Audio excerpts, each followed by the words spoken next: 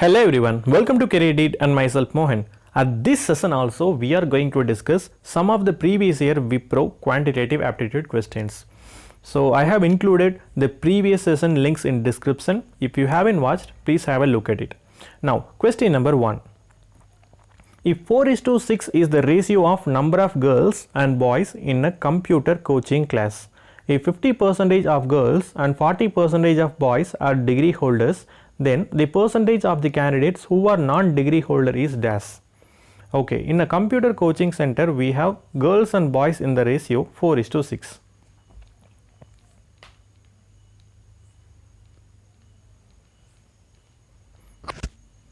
Now we don't know what is the total count of students in the coaching center, so we can assume any value. For my convenience I am taking totally we have 100 students in the coaching center. This is my assumption. You can take any value.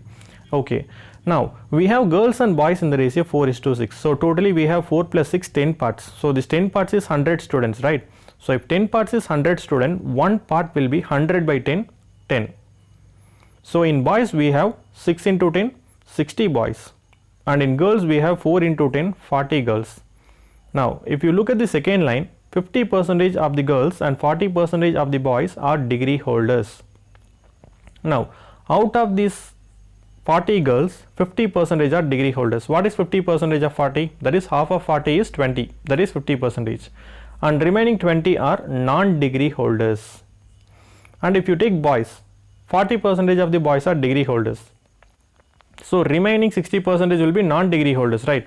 So what is 40% of 60? So 60 into 40 by 100, right? So 40% of 60 is 60 into 40 by 100. You get 24 candidates who are degree holders. So remaining 36 people, 60 minus 24, 36 people, they are non-degree holders.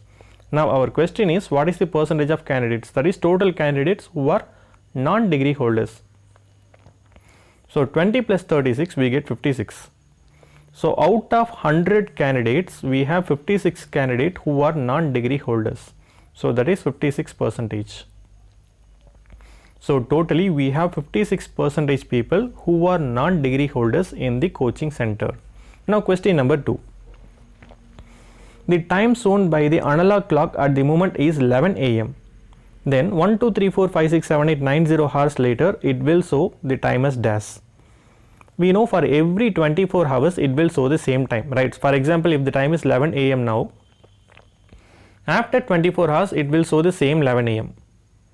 Now in 1, 2, 3, 4, 5, 6, 7, 8, 9, 0 hours, we have to identify how many 24 hours are there. Then we have to look at the remainder. You have to add it with 11 am, you will get the answer. Since the number is little big, I am dividing 1, 2, 3, 4, 5, 6, 7, 8, 9, 0 by 2 first. This is for my convenience.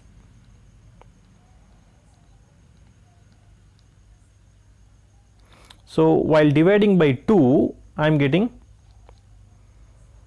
okay, I am writing this separately. 6 times 12, 1 times 2, 7 times 14, no, 2 times 4, 3 times, 9 times, 4 times 5. Now we can divide it by 12 because already I divided by 2. Now I have to divide it by 12. When I divide it by 12, 5 times 60, 17 times, 1 time 12, 52, 4 times 48, again 4 times 48, 0. Now if I bring 3 and 9 here, so I have to add 1 0 and it will go for 3 times 36. So 34, 2 times 24. Since I don't have place here, 34 minus 24 it is 10. Now I can bring this 5 here. So it is 8 into 12, 96. Now look at the remainder. I am getting the remainder 9. Right. Now please don't take 9 hours after 11 am because already you have divided by 2, right? So multiply this with 2. So 9 into 2 you get 18. So actually 18 should be the remainder if you have divided by 24. Since I divided by 12, I am getting only 9. Right, so 9 into 2 you get 18. So if you directly divide this value by 24, you will get 18 only, right? So 18 hours after 11 am. So what is 18 hours after 11 am? We get 5 am. right? So if you count manually, you will get 5 a.m. So 18 hours after 11 a.m. is 5 a.m. So answer for this question is 5 a.m. Right, the process is so simple. Just you have to divide the given number by 25. You have to look at the remainder. You have to add it with the respective time. You will get the answer. Right, now moving to question number 3. The time shown by the clock at a moment is 8 a.m. Then the respective time of after and before 4 to 896 hours is dash. So again we can divide this by 24, right? Try to look at the remainder. Now the time is 8 a.m. While dividing 4 to 896 by 24, you get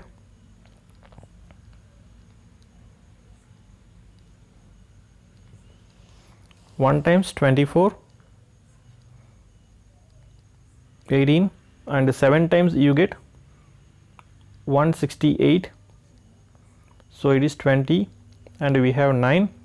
So 8 times 8 into 24, we get 192. We get 17. When you bring 6 here, so 7 times you get 168. So we have the remainder 8. Now time is 8 a.m. They are asking of after and before. So 8 hours after 8 a.m. will be 4 p.m.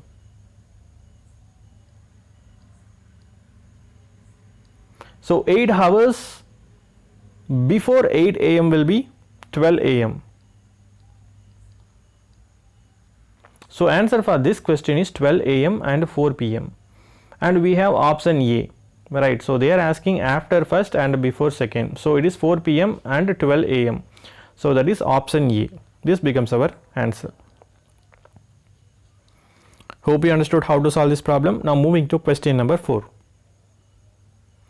The minimum number of digits required to form every number which is between 900 to 9000.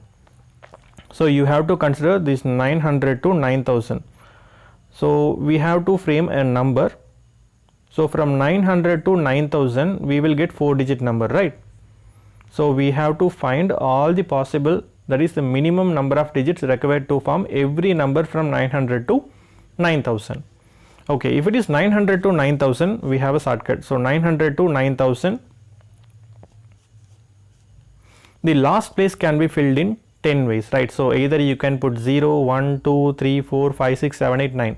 So last place can be filled in 10 ways, and 10th place can also be filled in 10 ways, right? For example, 910, 920, 999 or 8429, right? So in this way you can fill the 10th place with all the 10 numbers. Again you can fill the 1000th place with all the 10 numbers, but you have to fill the first place with only 9 numbers. See, you can put 1 here or 2 here or 3 here, 4, 5, 6, 7, 8 and 9. You can't fix 0 here, because if you fix 0 here it will become a 3-digit number. Now what is the condition? The number have to lie from 900 to 9000, but you can fix 9 numbers here. You can fix 1, 2, 3, 4, 5, 6, 7, 8, 9. So totally you included how many minimum number of digits? 9 plus 10 plus 10 plus 10. So totally you included 39 numbers, right? So answer for this question is 39. This becomes your answer. So you need 39 minimum number of digits to form every number between 900 to 9000. Hope you understood the problem. Now moving to question number 5. If the sum of n terms of two series of arithmetic progression are in the ratio 5n plus 4 is to 9n plus 6, find the ratio of their 13th term. Okay, assume we have two terms. So the first term is, first arithmetic progression is a1, a2, a3, a4 up to an, and we have second arithmetic progression a1, a2, a3 up to an, so small a and capital A. Now if you look at the difference between each number in the first series, the difference be d1, right? So it is common difference. So the common difference between each digit in the series is d1, and here it is d2, right? So common difference is d2. Now it is given the sum of n terms of two series of arithmetic progression are in the ratio 5n plus 4 and 9n plus 6. We know how to find the sum of n terms, right? We discussed in arithmetic progression.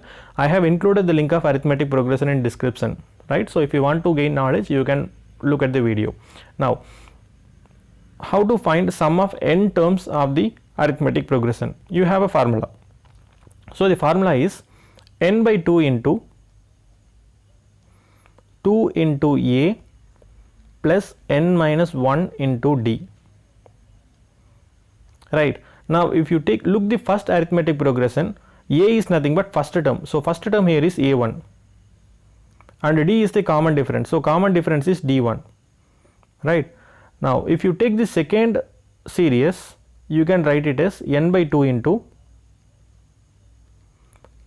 capital A1 plus n minus 1 into difference is d2, and the ratio is 5n plus 4 by 9n plus 6. Now you can cancel n by 2 and n by 2. Now you can take this 2 outside, right? So even if you take this 2 outside, you can write it as 2 into a plus a1 plus n minus 1 divided by 2 into d divided by d1, right? So this is actually d1. 2 into capital A1 plus n minus 1 divided by 2 into d2 equal to 5n plus 4 divided by 9n plus 6. You can cancel 2 and 2. Now what actually you have to find is the ratio of 13th term of both the series, that is in first progression you have to find a13, in second progression you have to find a13, that is a13 and a13 you have to find. Now if you find a13, so a13 can be written as a13 is equivalent to, that is to find the nth term, you know the formula is a plus n minus 1 into d, right? So I am writing separately, it is a plus n minus 1 into d. So this is the formula to find the nth term. So here 13th term is a13 is equivalent to t of 13 equivalent to a1 plus n minus 1, that is 13 minus 1 is 12 into difference is d1, right?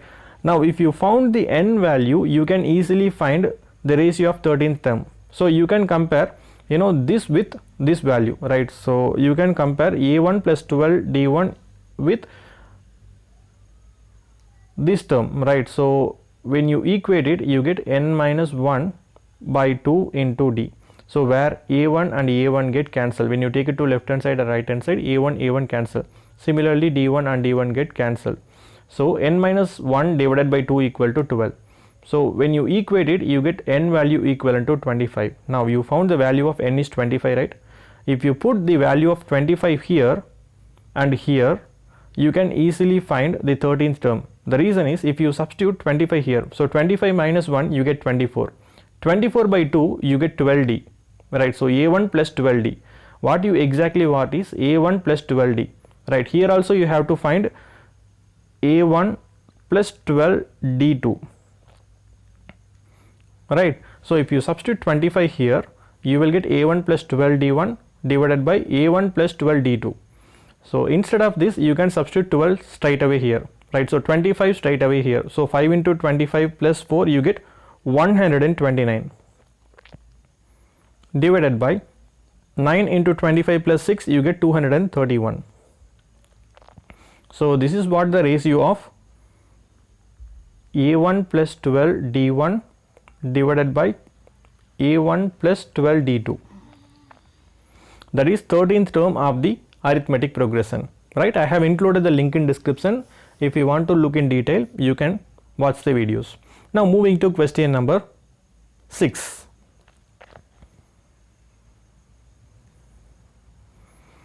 Find the difference of the minimum number of numbers required to form every numbers from 1 to 1, 2, 3, 4 and 1 to 4, 3, 2, 1. Okay, from 1 to 1, 2, 3, 4,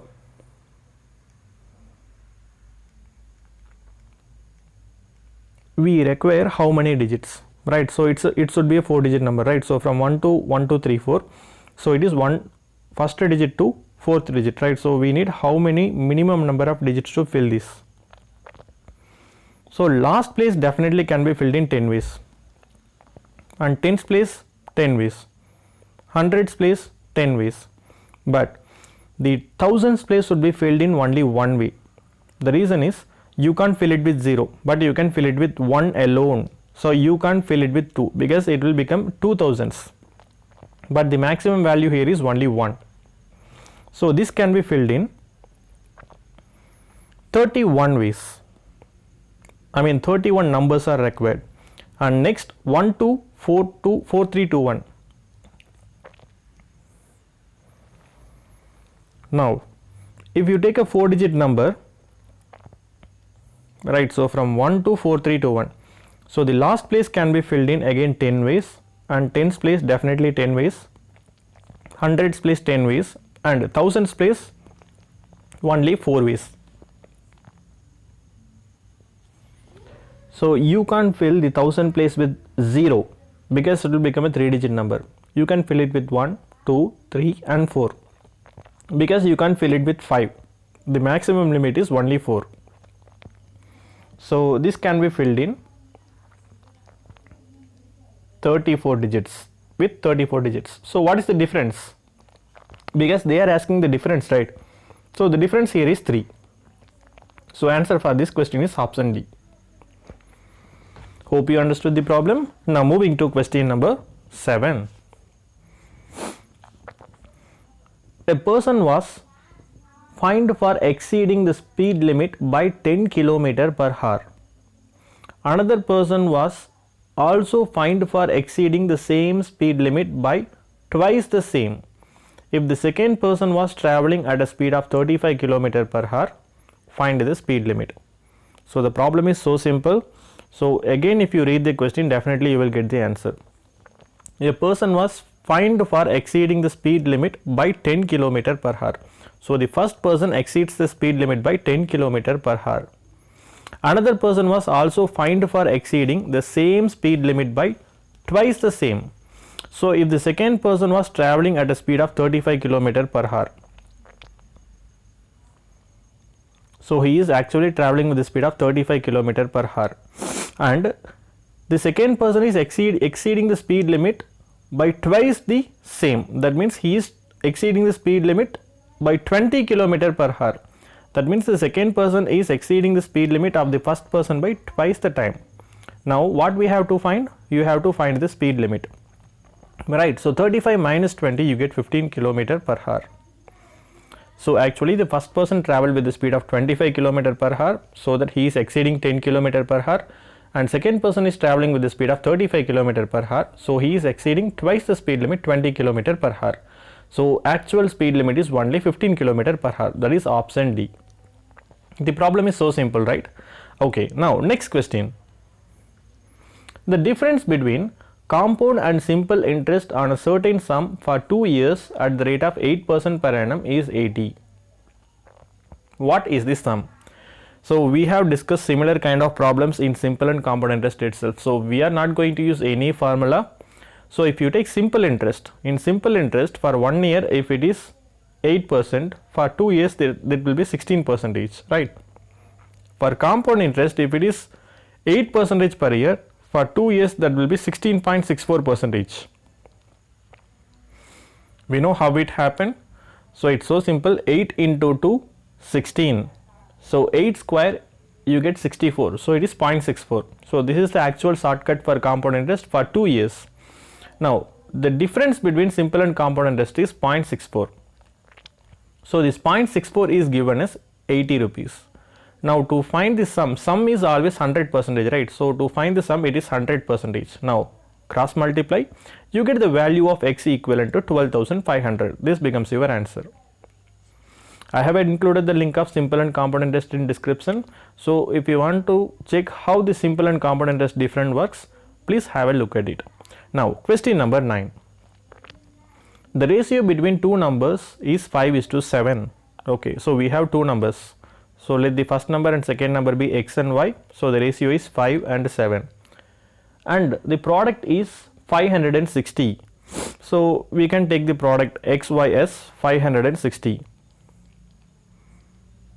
Now the difference between the two numbers is dash. So you have two equations. Now if you substitute the first equation and second equation, you will get the x value and y value separately. Now you can write x equal to 5y divided by 7, and you can put the value here. So if you put the value there, you get 5y square by 7 equivalent to 560. Now cancel it, you get 112. So you get value of y square equal to 112 into 7, right? So 112 into 7, you get a value. So the value of y will be equivalent to 28. So if the value of y equivalent to 28, so you can put the value here in the first equation, right? So if you put it in first equation, you get x by 28 equivalent to 5 by 7. Now cancel it, you get 4. So value of x is equivalent to 20. Now they are asking the difference between the two numbers, right? So what is the difference between two numbers? You get 8. So answer for this question is 8. So the problem is so simple. So it's a direct application question. Now moving to last question. After spending 2/3 of his salary on rent and food items and 1/4 of the remaining on transportation, Rajesh had 6,000 rupees with him. How much did he pay on transportation? Okay, now instead of taking x and y, right? So instead of assuming a variable, we can assume a number. Assume Rajesh is getting 300 rupees as the total salary, right? So total salary is 300 rupees.